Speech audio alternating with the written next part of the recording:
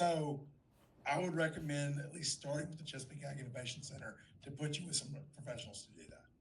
Cool. And that's basically what I'm saying. I'm saying that I could do the chef part, the creation. I need some help. That's basically what I'm I also would recommend there's some great courses out there, like the startup course, which will help you build from beginning all the way through, getting your target market, getting your analysis of how to move forward with that target market, and then how to grow the business from there. So that's where I would recommend you go. Thank you. What the one thing I would tell you is, like I said, figure out what those 5 things are, make samples of those 5 things.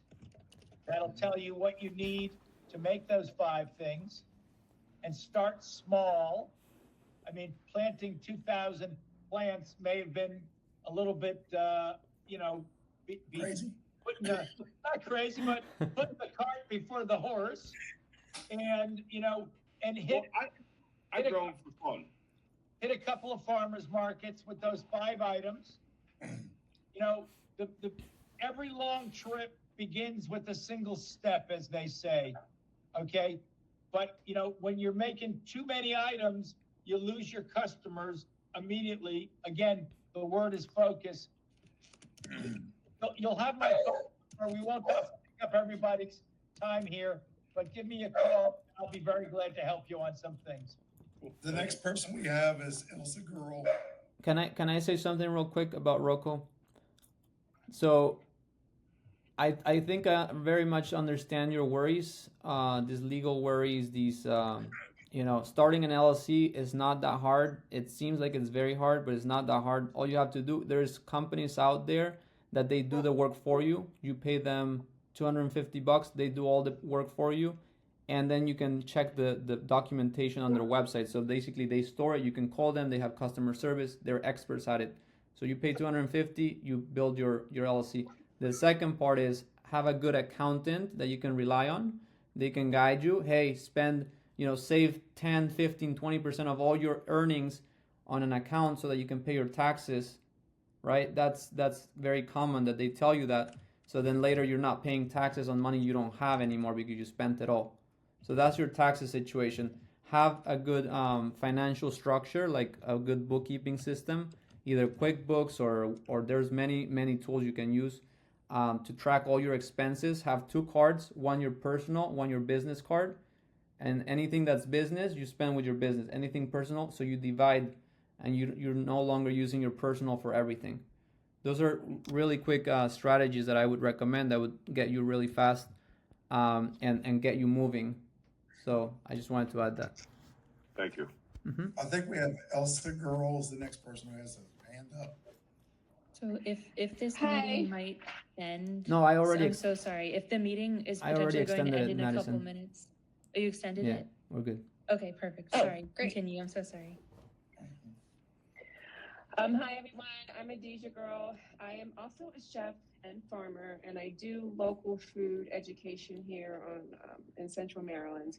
I have a all-purpose seasoning that is in the cottage food lane, and my challenge right now is being able to scale that so that I have packaging and better pricing on my ingredients, have a better profit margin. And in order to do that, I have to go to like 1,000 units. And you were right about being authentic, having a story. My product sells because of who I am and the story around my business and the product. So because I'm in the cottage food, I am limited to how I can promote the product. I can't serve it to anybody like on a spoon. I would have to be in a commercial kitchen, and that costs me out. I don't have a budget to be in a facility to process it just to be able to say you can taste it. And I'm trying to find a local source for already processed garlic. That's one of the products, or one of the ingredients in the product. Until I can get to the point where, ultimately, I'm trying to grow it in Maryland. I'm processing it in Maryland. I'm packaging it in Maryland. It's all local, but it's expensive to do that, and I cannot find anyone in Maryland who is already selling the dried product that I can just source. Yeah. First off, you brought up a lot of different challenges here that we need, or opportunities we need to look at. First off, what are you producing now in terms of volume? I'm selling, I'd say during market season, I can go through 500 in a month. Okay. So I'm ready to scale. Yeah. 500 what? Units. Okay. So in order to get to, 1,000 is your next spot. So you said to get price point differences is 1,000, correct? Yes, I can have a much better profit margin if I go to a specific unit. So what's your margin now? I make 70%, but that's just with me. It doesn't include if I were to have someone else processing it. Like, that's why I have a good margin. But as soon as that, changes, all that changes, I'll probably be down to like 30%. Yeah, because first thing is the commercial kitchen aspect. If you're going to the next level, yes. It's also again going to that next piece with maybe having to hire someone to be involved with you. So we have to look closely at that and look at an overall financial plan as we move forward to see what becomes feasible, what becomes your real margins at that point. So that's the financial side of the business. Now, on the other side, finding people that do this type of work, I think it's a good thing to do is talk to your farm bureaus, talk to your extension agents, talk to those in your region that may know other growers in that area. Okay, well, it's not, I can grow my own garlic. That's not the point. Well, I'm just talking about who may already have a process. They may know who does. I see. Okay. Yeah. Jeff, you want to jump into this? Well, the one thing that I have to say is that number one, a 70% margin is when you're selling it directly to a consumer. Is that what you're saying? That's right. So clearly 70% margin is quite nice. The typical, I would say the typical margin for a producer wholesale needs to be around 40%, and then the margin going to the consumer is probably about an average of around 35%. So at 70%, you're pretty much in line. I think that if you're at 500 units right now, I just think you have to, if you say you need to do 1,000 to get that better price, you need to take a leap of faith and make that 1,000 units. If you feel that your product is, is that good and that acceptable, from 500 to 1,000, it potentially shouldn't be that big of a deal to be able to, with what you're going to save. What is the price that you're selling the product for? What's the dollar price for it? So in person, it's $14. I have it on a couple market shelves, like I can only be in farm stands and such, but that's a little higher because they want to buy it wholesale, and I can't really sell it wholesale right now because my packaging is expensive. My packaging costs me $5 a unit. Yeah.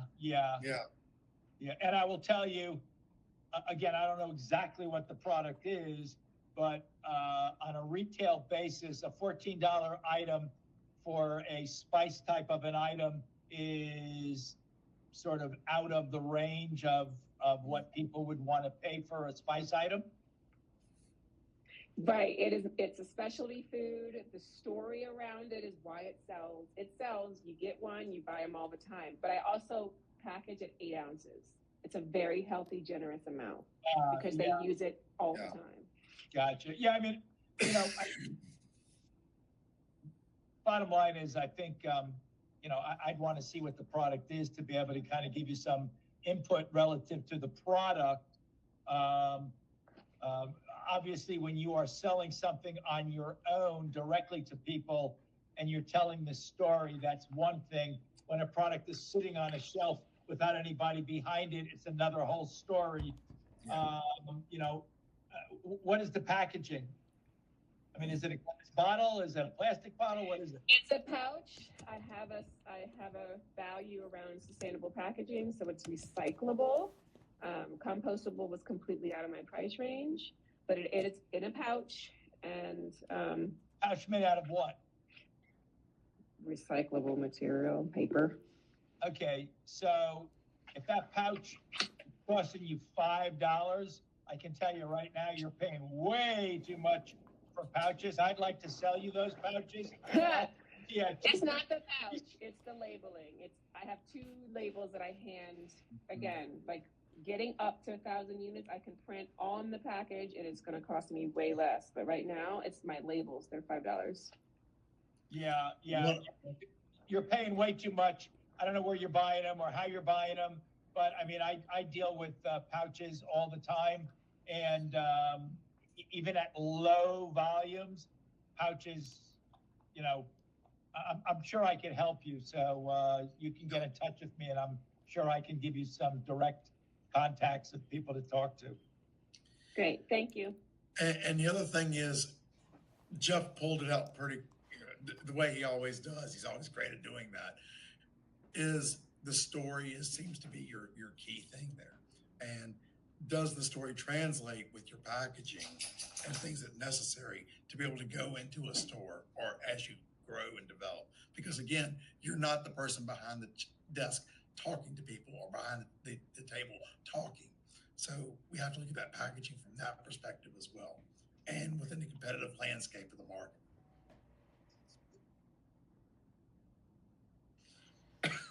So we definitely need to do a review. So I would recommend setting up a time and talking to us individually what we can do to help do.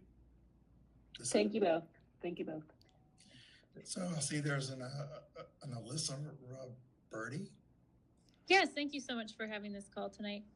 I'm just starting a new project, and I'm trying to get my head wrapped around some things. I think you might have already said the answer, and that's just to contact the Chesapeake Agricultural Innovation Center. But what we do is we're launching a market garden that we are growing food to fill the food pantry, the local food pantry. So we have a nonprofit now, and we've established some bylaws and a board. And the bylaws, this is all new to me doing on the nonprofit side, is, things have to be approved by every board member if you're spending over such and such a dollar amount that's outside of the pre-approved budget, which we have yet to establish that budget. My question is more around how do you establish a budget when you're in startup phase and everything seems like an immediate emergency expense that we have to build right now? Do you have any input for that? One of the things I recommend doing is looking at other similar businesses, talking to those who are in the industry to give you a baseline based on what they're seeing with their expenditures. A lot of times, especially in the nonprofit world, the peer sharing is very strong, and you'll be able to get that information from them. Okay. I also would recommend, again, I would look very closely at his bylaws. That sounds extremely challenging, that you're going to have the entire board to make a decision over a certain dollar figure.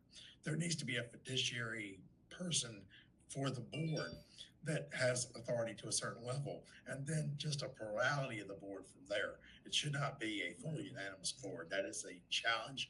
I don't know how you heard that, Kat. As I like to say, 100% of the people, you can make them happy 50% when you arrive, 50% when you leave. It's the same thing in this kind of regard for a board too. I've worked with many boards, and typically if you get 70%, that's a landslide. Okay. So 100% is a kiss of death. Yeah. So I would look at that closely.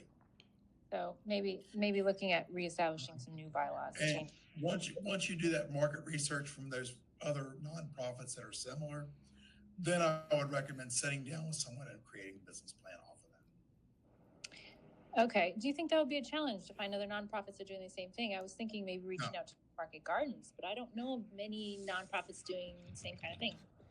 Or very similar things, like food nonprofits or food plant and things of that nature. That's what I would do, is I'd reach out to people of similar. It may not be exactly, but at least similar ideas. Okay. I'm sorry, is Audrey the one speaking? Alyssa. Freetown Farm Community Ecology Institute. If you Google that, I used to be on the board there. We built a farm, did all of that. They can help you. I'm sure they'd be willing to help you. Okay, Freetown Farm. What? Freetown Farm? Freetown Farm. Okay. Thank you. You're welcome. Did that answer your question? Yes, thank you very much. Okay, Delaney Glen Farm. Who's next? There we go. Delaney Glen Farm. Hello, my name is Sarah Delaney. My husband and I have a 65-acre livestock farm in northern Maryland. We do pasture-raised beef, pork, chicken, eggs. We started in 2019, like word of mouth, and then it just keeps growing. Then I did farmers market for the first time in 2023, and now there's lines at our stand every. It's a good problem to have, but what we're finding is the demand is so high that we can't meet it consistently with having product more consistently without selling out. Beef is no problem, but our pork and chicken, pork takes longer to breed and all those sort of things. And so while we have wonderful customers who will come to the farm, they'll come to the farmer's market. This past winter in the off season was the best season we've had, where we're still getting some sales, nothing like market season, but I guess my questions are around, like, we're at the point now where we either need to find money to increase infrastructure to have more animals more regularly. And I guess, I'm just trying to figure out a smart way to do that, or make smart infrastructure increases. Besides, because we don't want to just get a whole bunch of animals and it not be, it's not what we do. We have pasture, everything's really like outside and has space, and we don't want to, like, our competition is not the local farmers that raise their pigs in a barn. Ours take a lot longer to grow and all those things. So I'm having trouble handling the demand. And then we use QuickBooks, but tracking it all is just difficult for me. So those are like our biggest two pain points right now. And I don't know how to be able to have product more consistently year round, I guess, is my main question. Well, one of the questions is, how much does your land allow for in terms of additional livestock? Do you have additional acreage enough to be able to do that? Yes. So when we purchased it, it was not fenced. So we're fencing it as we go. And we still have about 23 acres of pasture that could be. We use a lot of temporary fencing to rotate our sheep, our cows, and our pigs. So it allows us to utilize the whole farm just on a rotational basis. But we're slowly starting to permanent fence areas, which would be game-changing in my opinion, because then we can divide up the inside of that, of course, and make it all go farther, have more animals, move them more frequently. But it's just my husband and I and 3 kids who aren't old enough to help yet. Resources, not only resources financially, but resources human capital wise, is an issue. Mm-hmm. Yeah, so it started out, it's again a wonderful problem to have, but now, like, we've grown to the point where it's hard to, we're getting by, but if we want to grow, I want to be able to deliver that, and not have to tell my customers, like, sorry, we're out of pork till May, like no pork chops till May. So we haven't had everyone keeps coming back. We're the only. Go ahead. Let me ask a question. I don't like to hear it out till May. I would be like wanting to hear, okay, what is your capacity for each month? Do you have a written capacity that you're doing each month? No. I would actually plan that out to know what my capacity is for each and every month that we have. And then I would look in terms of what I can do to increase the one that is selling out the quickest. That would be my first naturally piece to look at. Okay. I would also look at it from a margins perspective. There may be times you may cut back on some areas to allow for more profitable product to be in there as well, which allows you to keep from running out. You may have less sheep or cattle, or you may have less, Yes, I mean, surprising. I mean, for us, it was surprising that our pasture chicken is like we make.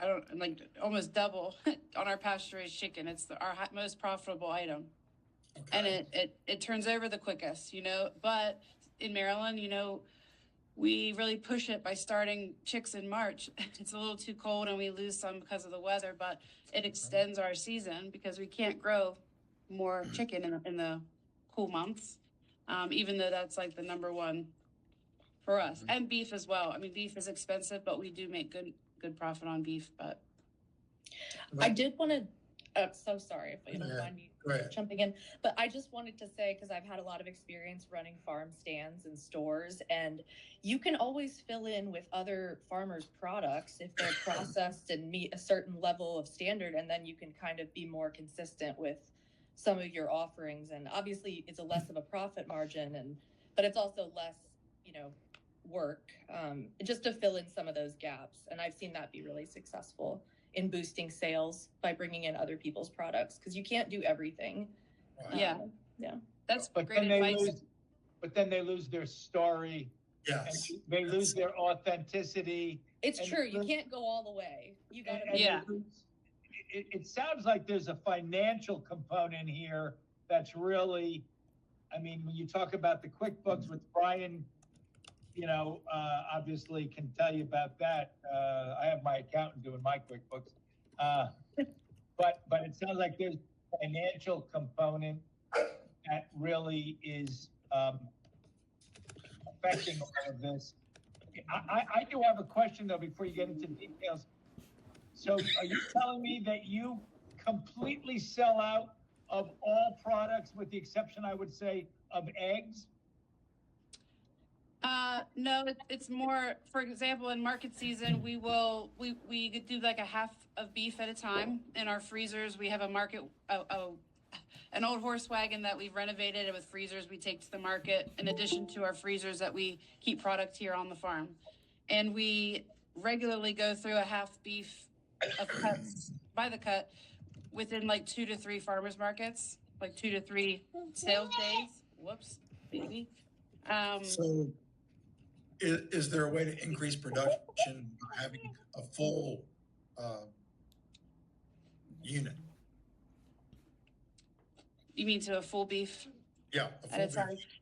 Mhm. Yes. Yeah. I mean, that's what we're looking at this coming season. I mean, and then it comes into, we have just enough freezers that we've been operating for 2 years to store, a half beef, up to 5 pork, up to like 300 chickens.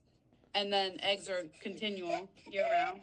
I would say your freezer space is one of the first things you need to think about. Because Right. We need more freezer that is space your to limiting repeat. capacity. More, say that again? That is your first limiting capacity issue. Right. True. Yeah. Because then we would be able to keep more on hand at one time. Yes.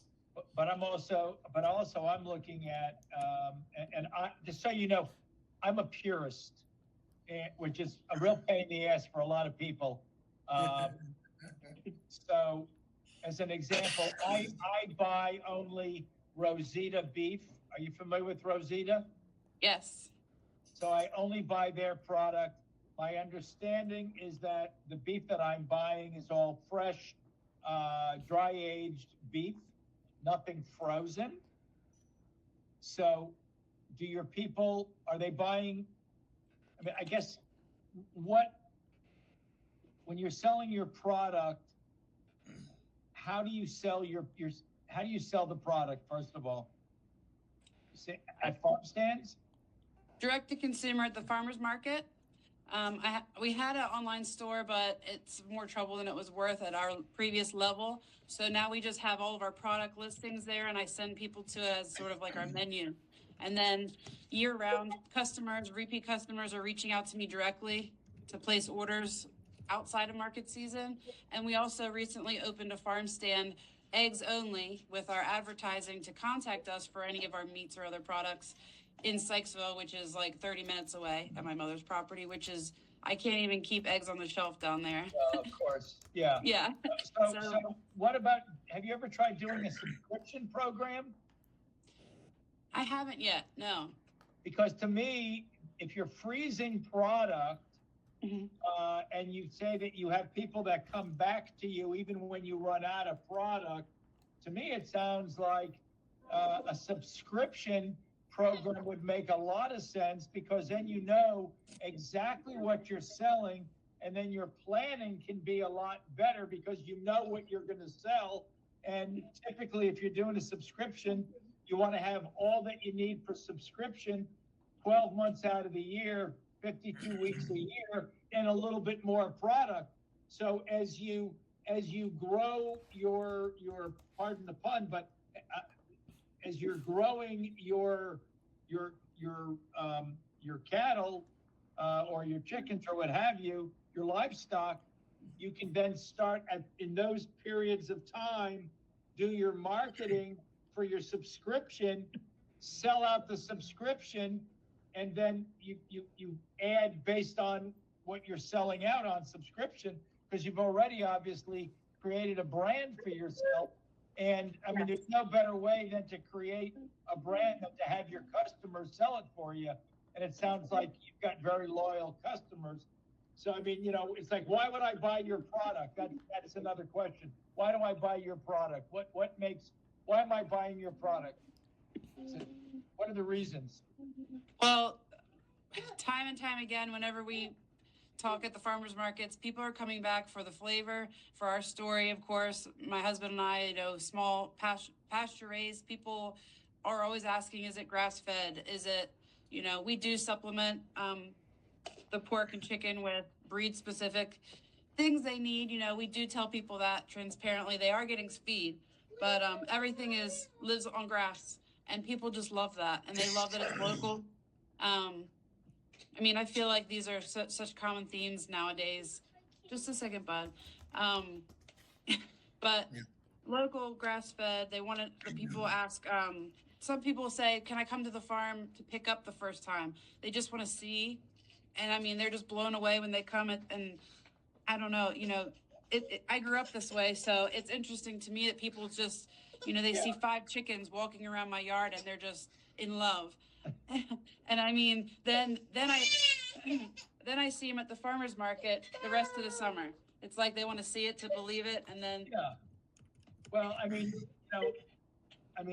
all the things that you're saying are key marketing points in today's food world. I mean, number one, people love local, people love grass-fed, people want to see the face of their food, and as well as the face of the food of the person who's growing the food.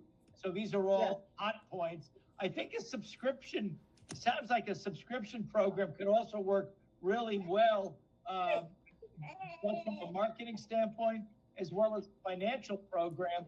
I mean, I can tell you, I was working with a farm with CAIC, an organic farm up in Emiliano. Where was Sarah's farm? What's it called? Cecil County. You're talking about Yeah, she was a great Not right now. she's- 5 minutes. Flying Plow Farm. Yeah, right. We'll be out in 5 minutes. Flying Plow, and they had a subscription business which was quite good. I mean, listen, nothing is easy. If it was easy, everybody would be doing it. There is no one single answer, simple answer, because again, if there was, everybody'd be a lot richer and everybody'd be doing it, and there'd be no failures in this world. But I'm thinking that with what you're saying, and also Sarah had a bunch of kids too, and obviously, unless you want to settle the kids, that always works. But, They're in my marketing. I think the subscription program could really work, and maybe don't go complete a subscription, but talk to your customers.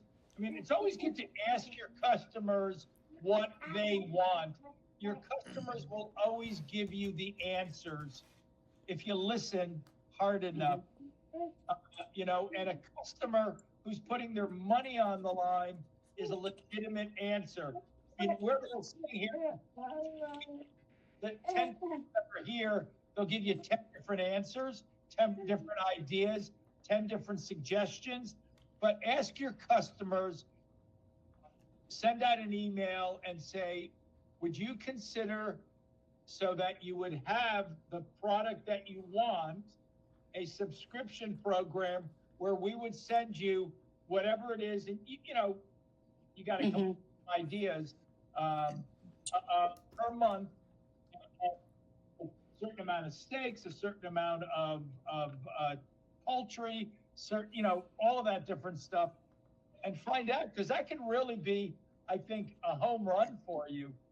And I think people are more and more subscription programs are something that are very, very popular. And in that you are local, it's even better. Like I said, people love to see the face of the food as well as the face of the people that are growing the food. It just gives them a lot of really nice security, warm and fuzzies, you know, and it's the purest way of selling local. You know, Also, I will tell you, the subscription service, I love Jeff's idea on this. It'll allow you to have a cash flow piece that you can show to a bank, you can show to a lender, that will allow you to easier access to capital needed to be able to make those investments into your property. but on the other side, on the other side of the coin, I'm going to tell you one thing about subscriptions. When you have a subscription, you have a big, big, big responsibility to fulfilling the subscriptions to your customers. Because as I always like to say, the only thing worse, and again, this is not your issue, but the only thing worse than not selling is selling and not delivering. Yes. Yeah. Selling and not delivering will put you out of business the same way as uncontrolled growth. And the nice part about subscription is you can sort of control your growth, and controlling and your sales will dictate the amount of money that you need for the animals. So yeah, I mean, I think it's a great idea. I mean, I love everything. And do you do like Berkshire pork?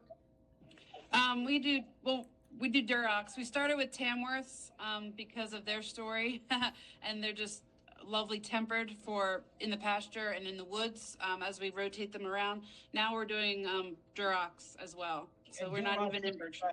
Yeah, Durocs have really nice, I understand they have really nice chops, the pork chops. And what about, and so with chickens, I mean, I'm just getting off the main thing, but I'm always interested in some of this stuff. So what kind of chickens do you raise? We still do the Cornish cross, and we've started out the first year. We just did 2 batches. We already were doing pork and beef, and thought, let's just see. Like, I feel like people have been asking us. No one else at our market was selling chicken, so the first year we just had whole chickens, and they were slow to start. But then our recurring customers were the ones buying them, and then this past season we offered cuts, as well as whole chickens, and the cuts are flying off the shelves more than the whole chickens. So we're definitely sticking with that this year. We're just doing 3 batches, like, and just every year, just adding a batch. And I mean, I've even thought, like, with the subscription program, traditionally produce farmers do spring, summer subscriptions, but maybe like a winter subscription. So when you can't find us at the market, we have meat all winter long, but then they could know that it's still going to come to them, for example, or I can meet them, or we're not like shipping anything yet, but I could meet them locally. You can also do a fresh program and a frozen program, you know, depending upon the time of the year and the volume of animals that you're growing, you know, because like for me, I'm a fresh guy. I always want to buy fresh. Yeah, and I get that. We were just really, as we began, frozen was easiest. The butcher we were using provided it to us frozen, but now we also have a second butcher who offers fresh. Everything we get from him is fresh, so we could keep it fresh. And then, are you doing any value added cuts, or making any sausage or bacon or anything like that? Oh yes, we do breakfast sausages and we've scaled it down to just 2 flavors that sell. We do grillers. We've dabbled in like 6 different flavors, but really we have 3 top sellers, so we always have those on hand. And then this past season was the first year are doing beef jerky, which is really good. So that's our first really what I consider value added. I mean, it's the only thing that we sell that's not frozen. Yeah, I And mean, eggs. yeah, I think, I mean, the eggs, and then with the other thing, I mean, right now with eggs, you want to keep it as simple as possible because it's so freaking crazy. But Yes. I was working with somebody that was selling the blue eggs and other color eggs, and people go crazy for those. They make a lot of money.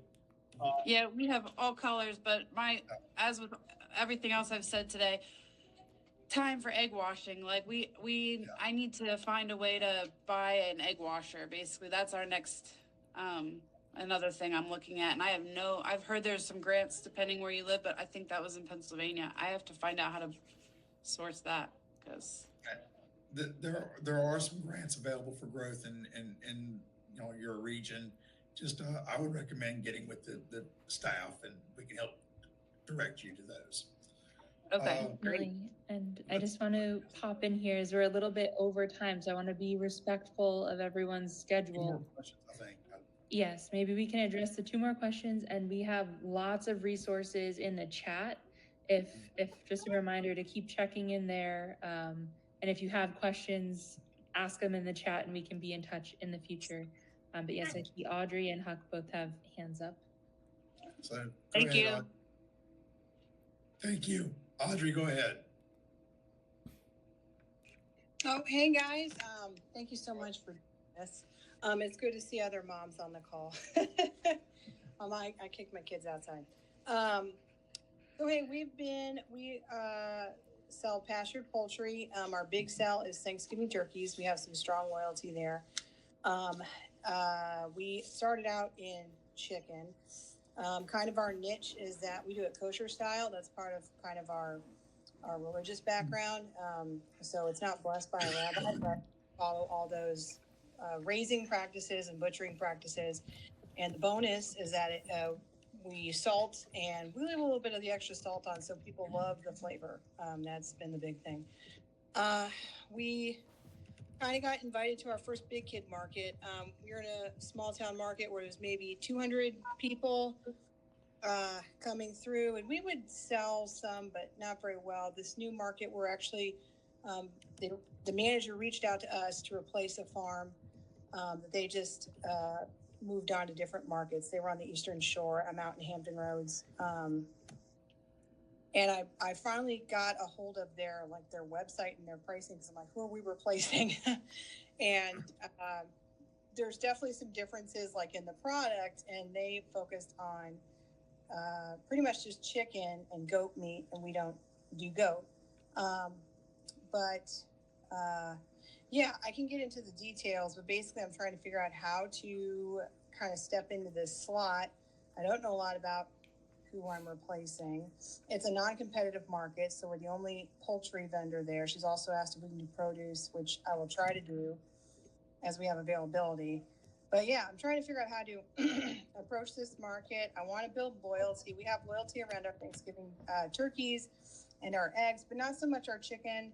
We were just doing whole. I've heard that cuts sell a lot better. So I'm looking into like a chamber sealer and an air chill fridge to make cuts more viable. Than people really want fresh when they come to the market around here. They want to pick up something for Saturday night. They don't want to deal with frozen as much. So yeah, I don't want to ramble, but that's kind of where we're looking at.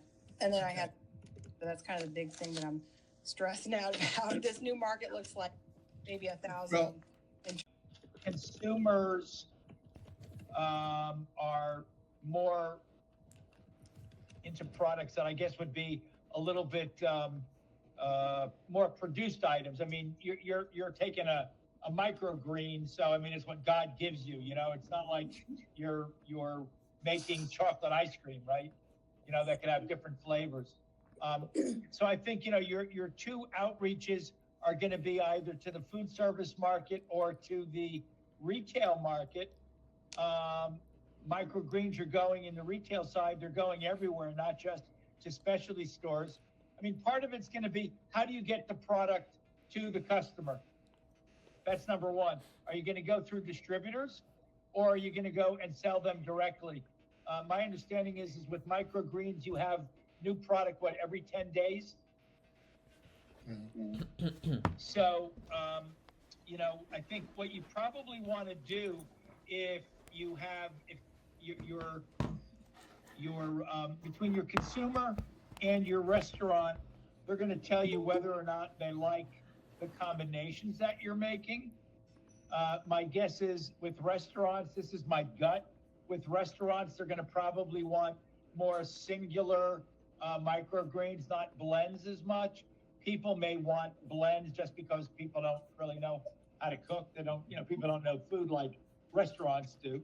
But I think what you probably need to do, depending upon the volume that you can produce, you may either want to go to a group of restaurants and create some sort of ongoing distribution.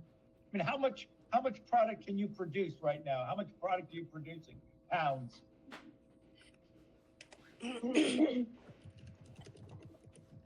Well, that's one reason we're growing or building out the shipping container as the new grow space. So I'm just in the process of calculating what I think my capacity might be. What do you think it's going to be? Not sure, because I have to determine yet once all of the infrastructure is done, exactly how many racks I'm going to be able to fit in. Are we talking 10 pounds, 100 pounds, 1,000 pounds? In pounds, I'm not sure. Okay. Can I- Go ahead, Brian. A question that you're going to have to figure out as well when looking at these three markets is, one of them, of course, the two of them are wholesale pricing. So what is your new price points going to be with your new operation side? And based on the yield, Jeff's absolutely right. Yield's going to determine everything, but your price points will be very interesting to see as you're adding new cost into the organization. What is the profit margin that you need to hit in order to be able to sell to the wholesale market? Sorry, Jeff, that's what I just wanted. No. I mean, I think you're the idea is a very important one, but it's you have the dog and you have the tail. The dog wags the tail, and at this point, you kind of are making the tail wag the dog. So, once you know what you can produce, that will sort of direct you naturally as to whether you stay at the farmers markets selling off your product to different farmers markets during, in a period of a week, or if you have enough product, then you potentially can go to one store, 10 stores, 15 stores, or if you start having more product than what you want to, go to, let's say 10 or 15 stores, what's manageable for you to do your own distribution, then at that point you can go to a distributor. So it really is all dictated by your quantity. If you don't have enough quantity, a distributor is not going to have any interest in you.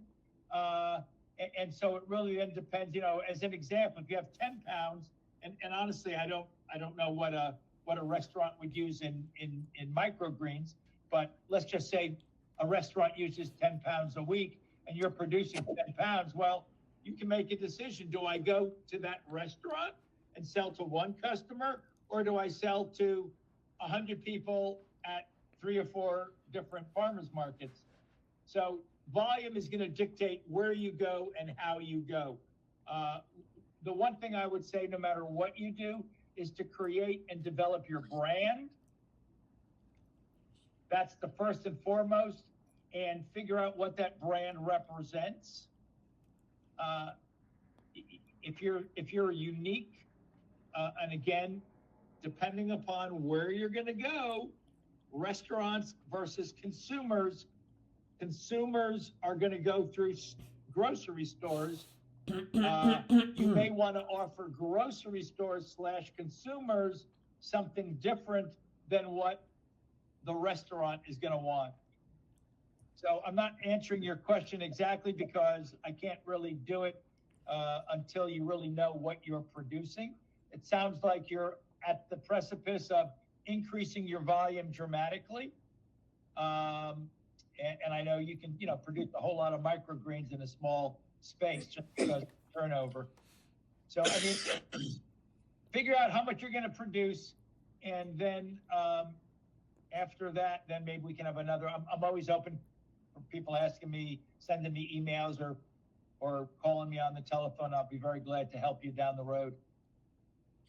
And what about any resources you mentioned, for instance, branding awareness? What about resources for developing that comprehensive branding aspect of the marketing? Well, So, one of them I would recommend is the Chesapeake Ag Innovation Center does have people who do branding and marketing for you, but there's plenty of others out there. The SBDC is another good one for this. Jeff, I know you have many, many others. Well, with the one thing that I always talk to people about with any type of specialty food product, or really any type of food product, is it has to be authentic first and foremost, which clearly you're very authentic. And then the second part is, everything we do has to have passion attached to it because we're in the food business. And so I think it's really important to come up with the idea of your branding. Once you come up with your own idea of what your brand is about, what you want it to represent, then from a standpoint of the graphic aspect of it, there are people that are obviously good in graphics. But I think branding really has to come from your heart because that product represents your hard work. So like I bring product in, I bring product, and all of our product is branded with a word dream. So we bring in vegetables. We call our vegetables garden dream. We have snack items, snack dream. And people go, why dream? And I'm like, well, if you dream it, it can happen. If you dream it, it can be true. Your dream is you're limited only to your imagination of what you want to do, right? So again, that's something that comes from here. And, you're putting in your hard work, plus it's coming from dirt, right? I mean, it's God's work. And I think it has to come from you. Don't go to somebody else. Don't go to somebody else because it's your dream. It's not their dream. And Jeffrey, ironically, that is part of my brand that I don't actually use dirt. No.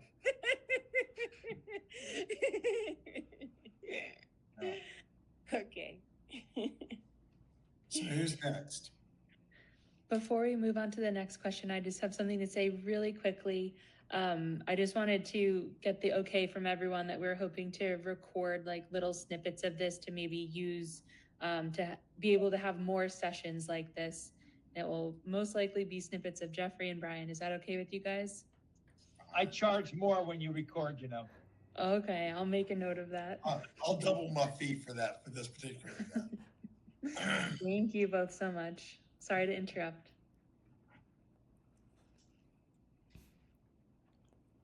So who wants to go next? You have a question, Rocco. I know, I can see through your eyes. Hey, how you guys doing tonight? My name's Rocco Santa Sierra. I'm originally a chef from Philadelphia, and I have a little company I've been trying to get off the ground for a few years now. And I've been doing it for almost 20 years, but giving it away. I got Rocco Six Shooters Hot Sauce Company, and I love doing hot sauce. I know how to make all the condiments, all the seasonings. I do everything from pickles to mustards to hot sauces, barbecue sauces, and I make it, and when I make it, I can't keep it in the house, but I don't know how to get to the next step. I don't know how to, I'm not even saying I'm trying to get in the supermarket tomorrow. I'm just trying to get a product that I can travel the hot pepper circuit because there's a whole big world of peppers. I'm friends with people that compete. I've competed. I've eaten the hottest brownie in the world. I've eaten 50 Reapers in a row. So that's kind of my marketing strategies, just to get out in the circuit and really get crazy. And, I've had YouTube channels, successful YouTube channels in the past. I have no problem really getting out there and being the face of the company. I just have no idea how to turn my dream into a reality. And my biggest issue that I learned from going to these classes is I have a half-acre property. I'm in the process of trying to convert that into a homestead/farm where I can grow all my own ingredients. That's something that I take pride in. I want to grow all my own peppers. Anybody can just go buy jalapenos down the road. That's not special to me. I grow all the ingredients that go into the sauce. What kind of issues long-term or even in the short term am I going to need to kind of accomplish that? Or is that something that's just going to really put a huge roadblock in my way of getting, because again, I heard you bring it up earlier. I just want to get a product, and not to say I don't care what it is, but I want to get Rocco Six Shooters legit with a foothold in the market with the least feasible money and product that I don't got to build like $1 million infrastructure to bring to market. So I know that seasonings and things like that would be a lot easier because the regulatory would probably be a little easier on just a dried seasoning product versus like acidified food like a hot sauce. So what are my problems trying to grow my own things that go into my sauce? And is that something that's going to really take me so far out of the way that that's a waste of time in a weird way? Because I'm at that stage. I have 2,000 plants going in the ground in the next couple of weeks that I just spin my wheels in a weird way for nothing. And that's just going to be a hobby. And I'm really not going to be able to use those peppers. Or what direction, or I don't know. I'm kind of veering off, but I will. So you are the definition of what people do and why people get into the specialty food business. You have two things, and I've already said the two words.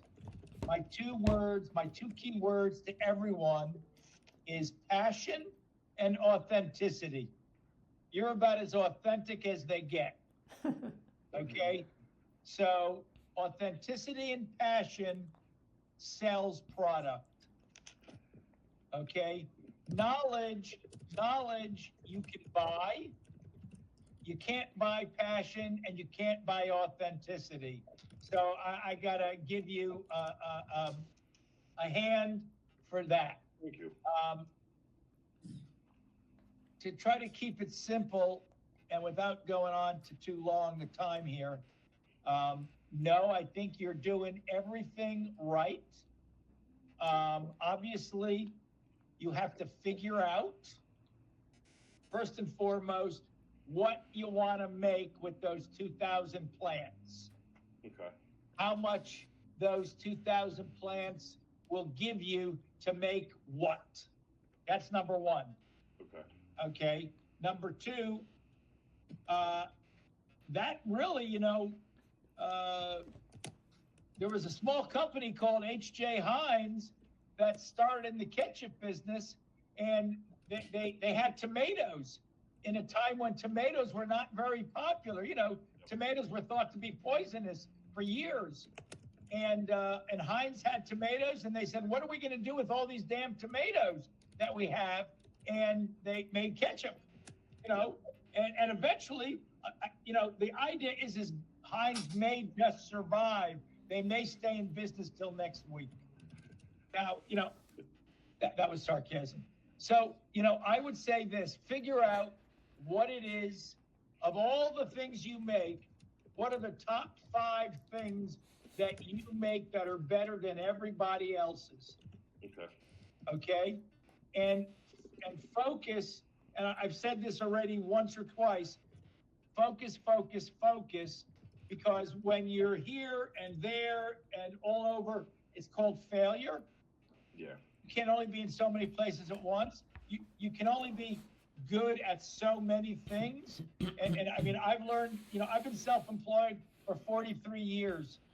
And in my 43 years of experience, one of the things that I always say is that what I'm good at, I want to be the best at, and what I'm not good at, I pay somebody to do.